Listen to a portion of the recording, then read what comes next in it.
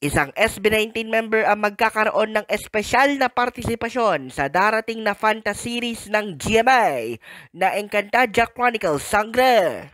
Sa opisyal na press release na ibinaba ng GMA Corporate Communications at natanggap din ng iba't ibang fans club ng SB19, ang pinakabunso ng Mahalima na si SB19 member Justin De Dios ang magkakaroon ng special acting participation at maski hanggang ngayong Independence Day Hunyo 12 ay tuwang-tuwa ang iba't ibang mga fans sa pagtawid na ito ni Justin o kung tawagin ay si Buja sa larangan ng aktingan.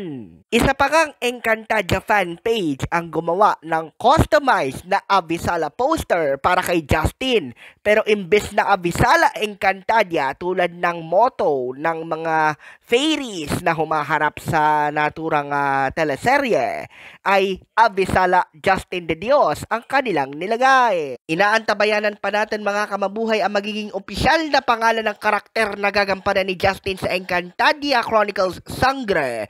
Pero ngayon pa lamang ay sandamakmak na ang pagbati ng congratulations mula sa mga 18 in general at mga maisan o yung mga individual fans ng pinakabunso ng Mahalima para sa magiging pagtawid niya sa larangan ng pag-arte. Lalo na't ito ay fantasy series pa at marami din ang naghahangad na sana ay mayroon din siyang mga medyo musical roles sa nasabing fantasy series.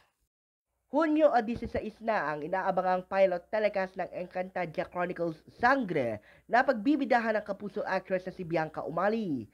Ang Encantadia Chronicles Sangre ay panlima na sa mga fantasy drama series na gawa ng Kapuso Network sa ilalim ng titulong Encantadia magmula noong ito'y unang i-launch at pumatok sa publiko noong taong 2005. Para sa Mabuhay Radio News, sa walang takot walang pinapaboran, ito ang Senbat sa Patrol No. 2, Stephen Saraspe Perez.